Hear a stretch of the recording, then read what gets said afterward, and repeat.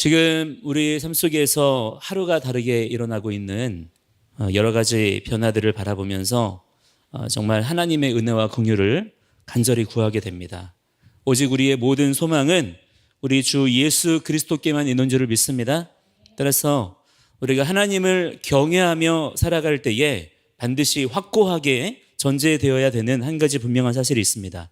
뭐냐면 하나님은 선하시고 신실하신 분이시라는 사실입니다. 한번 따라해 볼까요? 하나님은 선하신 분이시고 신실하신 분이십니다. 아멘, 아멘. 하나님께서는 우리를 푸른 초장과 쉴만한 물가로 인도하시는 분이십니다. 하지만 때로는 분노하시고 심판하시고 징계하실 때도 있어요. 그러나 그럴 때에도 마찬가지로 이 전제를 절대 잊어버리면 안 될 줄을 믿습니다. 뭐라고 했죠? 하나님은 선하신 분이시고 신실하신 분이십니다. 진노 중에라도 하나님의 이 성품은 변하지 않는 거예요. 오히려 그러한 징계를 당할 때에 우리는 이렇게 생각해야 됩니다. 선하신 하나님께서 왜 지금은 이렇게 우리를 심판하시는가? 신실하신 하나님께서 왜 지금은 이렇게 어려움을 당하게 하시는가? 하나님의 이러한 선하심과 신실하심을 먼저 우리가 확고하게 인정한 후에 나머지의 일들을 생각해야 되는 거예요. 어떤 경우에도 하나님의 선하심과 신실하심이 흔들리거나 의심되어서는 안 되는 것입니다. 만일 이 전제가 흔들리게 되면 그때부터는 우리가 시험에 들게 돼요. 낙심하게 됩니다. 심한 경우에는 믿음에서 파선하게 되는 경우까지도 있어요. 그래서 실제로 무신론자들이나 인본주의 신학자들은요, 이걸 거꾸로 보는 경우가 대부분입니다. 하나님도 진짜 너무하시다. 어떻게 하나님이 그러실 수가 있느냐? 이런 하나님이라면 나는 믿지 않겠다. 라든가 이렇게 하시는 걸 보니 구약의 하나님은 나쁜 신이다. 이런 말들이 막 있는 거예요. 하나님의 선하심과 신실하심을 먼저 인정하지 않고 나에게 그분이 어떻게 행하시는지를 보고 그분에 대한 나의 감정과 태도를 그렇게 결정하겠다는 것이죠. 여러분, 이것이 얼마나 교만하고 미련한 태도입니까? 주님과 같은 분이 없는 줄을 믿습니다. 과연 그 누가 감히 하나님과 견줄 수가 있겠어요? 감히 그 누가 하나님을 평가하거나 함부로 그렇게 판단할 수가 있겠습니까? 그렇기 때문에 하나님이 복 주시는 것은 그야말로 오직 그분의 주권적인 은혜인 것이고, 하나님께서 심판하시는 일에 있어서 모든 책임은 전적으로 누구에게 있습니까? 우리 자신에게 있다는 점을 기억해야 되는 것입니다. 여러분, 그렇다면 이러한 믿음의 전제대로 하나님은 선하신 분이시고 신실하신 분이신데 왜 그렇다면 우리를 때로는 이렇게 징계하시기도 하고 심판하시기도 하는 것일까? 그 이유가 오늘 본문 18절에서 정확하게 나오는 것을 볼 수가 있습니다. 함께 18절 말씀을 다시 한번 우리 읽어보도록 하겠습니다. 시작. 여호와께서 이와 같이 말씀하시되 보라, 내가 이 땅에 사는 자를 이번에는 내던질 것이라. 그들을 괴롭게 하여 깨닫게 하리라 하셨느니라. 아멘. 하나님의 심판의 목적, 그분의 사랑하시는 백성이지만 때로는 괴롭게 하시는 이유는, 심지어 오늘 본문에는 내던질 것이라고까지 그렇게 말씀하셨는데, 그렇게 하시는 이유가 무엇이라는 것입니까? 그들로 하여금 어떻게 해요? 깨닫게 하시기 위함이라는 거예요. 이것이 하나님의 뜻이라는 것입니다. 이 사실을 먼저 우리는 성경을 통해서 우리의 삶의 판단 기준으로 삼아야 되는 거예요. 하나님의 징계와 심판을 당할 때에 나를 기준으로 판단하거나 평가할 것이 아니라 하나님의 심판은 언제나 선하시고 신실하시다는 점을 먼저 결론으로 내려놓고 나의 삶을 부지런히 하나님의 말씀에 비추어서 돌아볼 줄 아는 자가 되어야 되는 것입니다. 때로 우리는 고통과 고난의 상황에 대해서 이것이 나의 죄 때문이라는 사실을 인정하기 싫어합니다. 그래서 의지적으로 자꾸 그 사실을 회피하려고 해요. 다른 여러 가지 복잡한 말들을 가지고 이런저런 합리화를 합니다. 그러다 보니 점점 더 인생의 문제가 해결되기는커녕 점점 더 꼬여가기만 하는 거예요. 그렇게 되는 이유는 죄라고 하는 것을 사람의 기준으로 사람의 입장에서만 생각하기 때문입니다. 죄를 단순히 윤리, 도덕에 대한 것으로 보기 때문에 죄의 문제를 얘기하면 다른 사람들과 비교하려고 하는 거예요. 기분 나쁘고 자존심 상하는 일들로만 생각하게 되는 것입니다. 그래서 죄의 문제가 제대로 다뤄지지 않는 거예요. 그러나 죄는 철저하게 하나님께 대한 것이고, 그렇기 때문에 하나님 앞에서 다뤄져야 되는 것입니다. 죄의 본질은 하나님과의 언약 관계가 틀어지고 깨진 것을 말하는 거예요. 그래서 사람이 볼 때 제 아무리 착하고 훌륭하고 완벽해 보이는 사람일지라도 하나님과의 언약 관계가 회복되지 않는 한 어쩔 수 없이 그도 죄인인 것입니다. 우리 인생의 모든 문제는 바로 이 죄 때문에 발생하게 되는 거예요. 그래서 하나님께서는 이 죄의 문제, 뭐라 그랬습니까?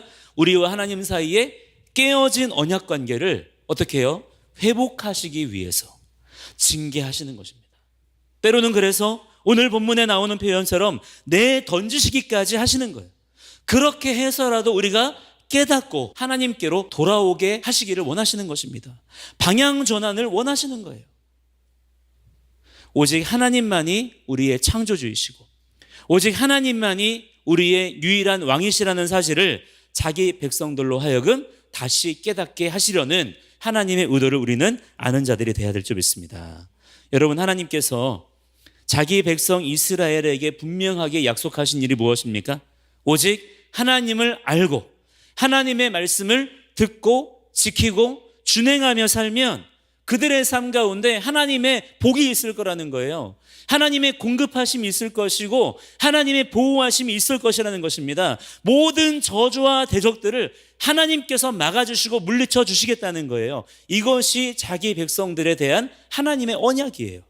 그러면 그 하나님의 복을 받아가지고 번성하게 되고 충만하게 되는 것입니다. 그래서 온 민족과 세계와 열방과 천하 만민들 가운데에 이스라엘에게 임한 하나님의 복이 함께 흘러 넘치게 되는 거예요. 이것이 하나님의 이스라엘을 부르신 뜻이었어요. 이스라엘을 통하여서 천하 만민을 구원하시고자 하는, 천하 만민에게 복을 주시고자 하는 하나님의 놀라운 지혜와 경륜인 것입니다. 그러나 이것이 어떻게 망가지게 되었습니까? 이스라엘의 불순종. 구체적으로 무엇입니까? 우상숭배예요. 우상숭배가 무엇입니까? 하나님과의 언약 관계를 깨뜨린 것입니다. 하나님을 하나님으로 인정하지 않는 거예요. 그래서 어떻게 합니까? 하나님의 말씀을 지키지 않는 것입니다. 하나님 말씀대로 살지 않는 거예요. 하나님의 말씀을 업신 여기는 것입니다. 그래서 이스라엘이 실제 자기들의 삶 속에서 하나님을 떠나고 오히려 이방 나라들의 악한 풍습을 따라 배우는 거예요. 점점 더 그 땅 가운데 우상 숭배가 심해지고 있는 것입니다. 이방 나라들에게, 천하 만민들에게 하나님의 살아계심과 하나님의 말씀을 가르쳐 지키게 해야 되는 이스라엘인데 지금 거꾸로 되고 있는 거예요. 그러면 결국 어떻게 되겠습니까? 하나님의 이스라엘을 통한 천하 만민을 구원하기 원하시는 하나님의 그 놀라운 구원 계획이 망가지게 되는 거예요. 그러면 이것이 결국 피조세계 전체의 문제로까지 귀결이 되는 것입니다. 그렇기 때문에 하나님께서는 결코 이러한 이스라엘의 이 우상 숭배의 문제, 하나님을 떠나간 문제에 대해서 결코 그냥 내버려 두실 수가 없다라고 하는 거예요. 자, 이것이요, 지금의 우리 믿는 성도들의 삶 가운데도 그대로 동일하게 연결되고 적용되는 것입니다. 예수 그리스도 안에서 우리가 또한 받은 사명이 바로 이스라엘의 이 사명이에요. 이스라엘의 그 사명에 우리도 함께 그리스도 안에서 접붙임을 받은 것입니다. 그래서 하나님은 계속해서 우리에게 무엇을 요구하십니까? 거룩하라는 거예요.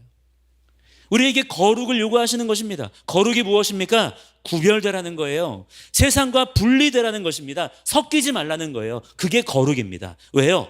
물에 물 탄 듯 술에 술 탄 듯 되어버리면 아무런 일도 일어날 수가 없기 때문입니다. 능력은 거룩에서 나오는 것이기 때문이에요. 그래서 하나님께서는 지금 섞여 있고 혼합되어 있어서 거룩의 능력을 상실해버린 이스라엘을 잡고 던져버리시는 거예요. 마구 흔드시는 거예요. 그 이유가 무엇입니까? 섞였던 것들을 흩으시기 위해서입니다. 다시 거룩하게 구별하시기 위해서인 거예요. 분리시키기 위해서인 것입니다. 모든 불순물들, 더러운 것들, 이방 나라들의 악한 문화와 사상들을 다 떨어내 버리시기 위해서 그들에게 지금 이러한 고통과 징계를 허락하신다라고 하는 거예요.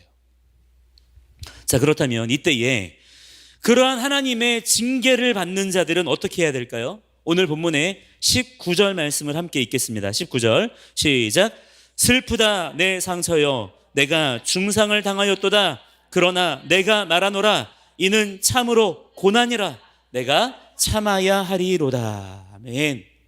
하나님께서 우리에게 그렇게 고난과 징계를 허락하실 때 우리는 다른 여러 가지 말로 합리화를 하거나 핑계를 대거나 회피할 것이 아니라 지금 내 삶 속에 섞여 있는 세상 것들을 찾아내야 되는 것입니다. 찾아내서 그것들을 떨어버리고 하나님과의 틀어진 관계를 회복하고자 힘쓰는 자들이 되어야 되는 거예요. 하나님이 징계하실 때 하나님의 그 징계를 감사함으로 받을 줄 아는 자들이 되어야 되는 것입니다. 자, 그러면 어떤 일이 벌어지느냐? 20절에 보시면 함께 20절 말씀 읽겠습니다. 시작. 내 장막이 무너지고 나의 모든 줄이 끊어졌으며 내 자녀가 나를 떠나가고 있지 아니하니 내 장막을 세울 자와 내 휘장을 칠 자가 다시 없도다. 그제야 나의 눈에 그동안 가려져 있던 것들이 벗겨지면서 현실이 제대로 보이기 시작하는 거예요. 그동안 그렇게 우상 숭배하느라 거기에 정신이 팔려 있는 동안에 집안이 다 무너져 있었고 자녀들도 다 하나님을 떠나버리고 완전히 황폐해져 버린 비참한 자기의 삶을 그렇게 발견하게 되더라는 것입니다. 여러분, 이것이 은혜인 줄을 깨달으시기 바랍니다. 하나님의 징계와 고난을 통해서 경험하게 되는 은혜가 바로 이것입니다. 지금 이 시대에도 얼마나 많은 분들이 이 눈이 가려져 있는지 몰라요. 무신론자들 또는 이단 사이비에 미혹된 사람들은 물론이고요, 심지어는 교회 안에도 하나님의 언약은 뒤로 한 채로 그저 자기의 종교적인 열정에만 심취해가지고 가정이 황폐해지는 줄도 모르고 자녀가 다 하나님 곁을 떠나고 있는지도 모르고 전혀 그 문제를 문제로 인식하지 못하고 발견하지 못하는 분들이 많이 있습니다. 뿐만 아니라 나라가 지금 이렇게 망해가고 있는데도 하나님을 빠르게 떠나가고 있음에도 불구하고 전혀 그 문제를 인식하지 못하고 있는 교인들, 나라를 위해서 우리 다음 세대를 위해서 눈물 한 방울 흘릴 줄 모르는 그런 메마른 심령들, 그렇게 눈이 멀고 귀 먹은 자들이 정말 너무 많은 거예요. 그러면서 평안하다, 평안하다, 다 잘 될 것이다, 기쁘다, 감사하다 이러고 앉아있는 거예요. 여러분, 아무 일 없이 그냥 평안하고 화평하고 무탈한 것이 복이 아니고요, 우리가 보지 못할 때, 하나님의 관계가 깨어졌을 때, 사명 감당하지 않을 때, 그럴 때 오히려 징계받고 내어 던져지고 고난당하는 것이 복인 것을 깨달아야 될 줄을 믿습니다. 지금 이 눈이 뜨여져야 되는 거예요. 고난 중에도 감사해야 되지만 그러려면 먼저 고난을 고난으로 받을 줄 알아야 된다라고 하는 것입니다. 21절에 보시면 목자들이 어리석어서 여호와를 찾지 않는다 그랬어요. 여기 나오는 목자들이란 말씀 교사들, 쉽게 말하면 목회자들, 교회 리더십들을 생각하시면 됩니다. 그런데 그들이 여호와를 찾지 않는다는 거예요. 그냥 사람들 듣기 좋은 얘기만 하는 거예요. 마음 편한 말들, 가벼운 말들만 쏟아내는 것입니다. 그래서 이스라엘이 형통하지 못하며 모든 양떼가 흩어지게 되었다는 것입니다. 하나님의 말씀이 공급되어져야 되는데 오히려 말씀의 기근의 때가 찾아오게 되었다는 거예요. 자, 여러분은 과연 오늘날의 삶 가운데에 어떤 말들을 들으며 살기를 원하십니까? 하나님은 완전하시고 우리 자신은 허물 많은 죄인이라는 사실을, 진리를 깨닫고 겸손하게 인정할 줄 아는 자들이라면 진실한 하나님의 말씀은요, 너무나 당연하게 어떻습니까? 우리의 심령 골수를 찔러 쪼개는 말씀이라는 것을 아는 거예요. 복음은, 진리의 말씀은 나의 본성을 거스르는 것입니다. 아픈 거예요. 쓰라린 것입니다. 나를 아프게 하는 말씀들을 들어야 되는 거예요. 그럼에도 불구하고 나를 살리는 말씀이 거기에 있기 때문에 나를 쳐서 복종시키면서 그 말씀 앞으로 오늘도 두 손 들고 나아가는 것입니다. 그게 진실한 믿음의 성도의 삶의 모습이라고 하는 거예요. 그런데 지금 이 시대에는 어떻습니까? 온갖 아첨하는 말들과 사람 비위만 맞추는 말들이 넘쳐나고 있어요. 그 결과 점점 교회에 오기가 편안하고 쉬워지기는 했지만 그와 동시에 어떻게 되었습니까? 교회가 능력을 잃어가고 있지 않습니까? 점점 교회가 세련되어지고 프로그램도 다양해지고 점점 세상에 대한 문턱이 낮아지고 있지만요, 그 말은 다른 말로 하면 무엇입니까? 타협하고 있다는 거예요. 섞이고 있다는 것입니다. 하나님의 나라는 능력에 있고 하나님의 능력은 거룩, 즉 구별됨에서 나오는 것인데 교회 스스로가 인본주의의 미혹에 속아서 스스로 구별됨을 포기하고 있는 거예요. 이것이 지금 이 시대의 배교이고 배도인 것입니다. 따라서 진정 깨어있는 지혜로운 성도라면 겸손한 마음으로 하나님의 진리의 말씀을 부지런히 찾는 자가 되어야 되는 것이고 올바르게 분별할 줄 아는 자들이 되어야 될 줄을 믿습니다. 예레미야는요, 그 시대에 환영받지 못하던 선지자였어요. 오히려 백성들에게 매국노라고 손가락질까지 받던 사람이었습니다. 자, 왜 그렇게 되었을까요? 정말 그가 매국 행위를 했기 때문일까요? 결코 그렇지 않습니다. 놀랍게도요, 예레미야가 오직 순수하게 하나님 말씀만 전했더니 세상으로부터 그런 취급을 받게 되더라는 거예요. 사람들이 좋아하지 않더라는 것입니다. 그래서 온갖 모함과 비난을 받게 되었어요. 예레미야는 오늘 본문에서 이스라엘을 위해서 기도할 때도 오직 말씀으로만 기도합니다. 자기 말로 기도하는 게 아니라 말씀의 언어를 붙잡고 기도하는 거예요.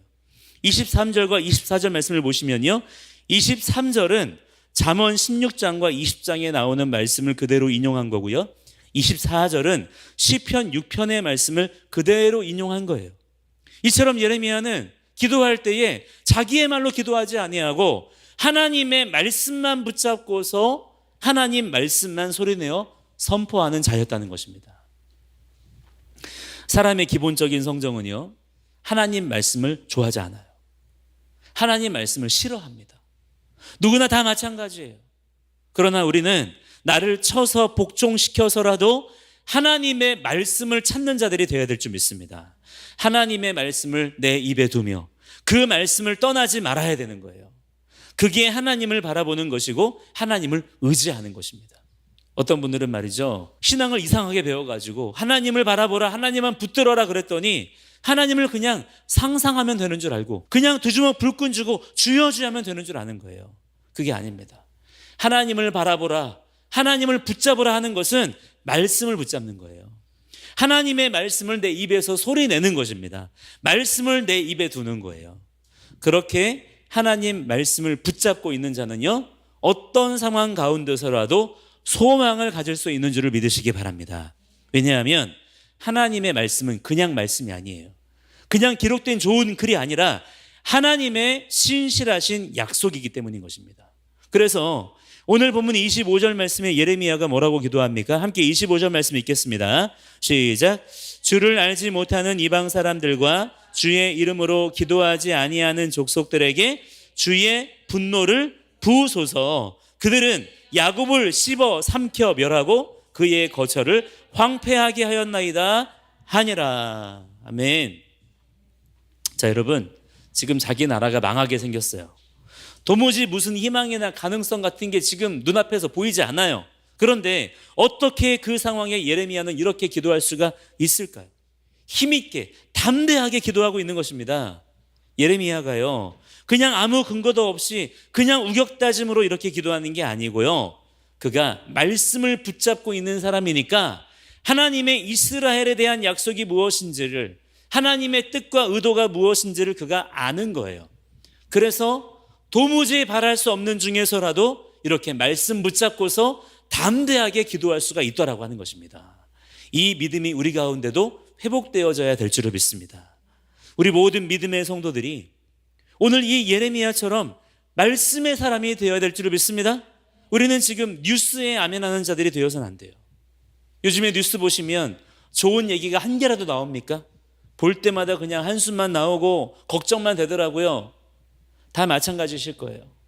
그런데도 뉴스에서 눈을 떼지 못해요. 왜 그렇습니까? 뉴스가 사실을 말해주는 줄 아는, 뉴스에 나오는 대로 일이 될 거라고 그렇게 믿는 거예요.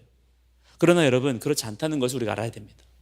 뉴스에 나오는 대로 되지 않아요. 하나님의 뜻대로 되는 줄을 믿습니다. 하나님의 주권대로, 하나님의 계획대로만 되는 거예요. 그렇기 때문에 우리는 뉴스에 우리의 생각을 빼앗겨서는 안 되는 것입니다. 뉴스만 쳐다보면 기도의 언어를 상실하게 돼요. 지금은요, 의지적으로 나를 쳐서 복종시키며 뉴스가 아니라 무엇을 봐야 됩니까?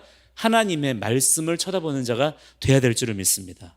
여러분의 입술을 벌려서 하나님의 말씀을 소리내는 자가 되어야 된다라고 하는 거예요. 우리의 입에서 어떤 소리가 나오는가 하는 것을 하나님께서 주목해서 보고 계신다 그랬어요. 여러분의 입에서 세상의 말들이 아니라 하나님의 말씀 소리가 터져 나올 때에 그것이 바로 의인의 간구가 되는 것입니다. 의인의 간구는 역사하는 힘이 크다 그랬어요. 그렇다면 누가 의인이겠습니까? 말씀의 약속을 붙잡고 그 말씀대로 반드시 이루어질 것이다, 성취될 것이다 라는 것을 신뢰하는 자가 의인인 줄을 믿습니다. 우리 모든 믿음의 성도님들이 지금의 이 위기 상황 속에서 의인의 삶으로 그렇게 살아가시는 주님의 종들이 다 되시기를 주의 이름으로 간절히 축원합니다. 지금 여러분, 우리 믿는 성도들이요, 정신을 똑바로 차려야 돼요. 주님의 다시 오시는 발자국 소리가 점점 더 선명하게 들려오고 있습니다. 이 소리를 놓치시면 안 돼요. 우리 주님께서 다시 오실 때가 언제인지 우리는 도무지 알지 못합니다만은 마치 도적같이 오신다 그랬잖아요. 그러나 모두에게 도적같이 오시는 것은 아닙니다. 주님의 오심을 기다리는 자들은요, 주님이 어느 날 어떻게 갑자기 찾아오시는지 간에 그분을 기쁘게 반갑게 맞이할 수 있는 거예요. 왜? 기다리고 있었기 때문인 것입니다. 준비하고 있었기 때문인 것이죠. 그러나 주님의 오심을 준비하지 않고 주님의 뜻을 구하지도 않으면서 그냥 종교의 영에 심취해 있고 세상의 말들에만 따라갔던 자들에게는요, 정말 주님의 오심이 도적같이 임하게 될 거예요.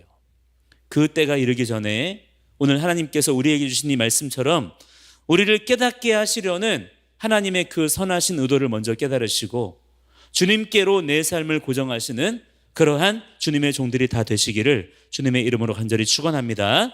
또한 우리만이 아니라 이 땅 백성들이 더 늦기 전에 속히 하나님께로 깨닫고 돌이킬 수 있도록 이 땅 가운데 회개의 영을 부어주시옵소서.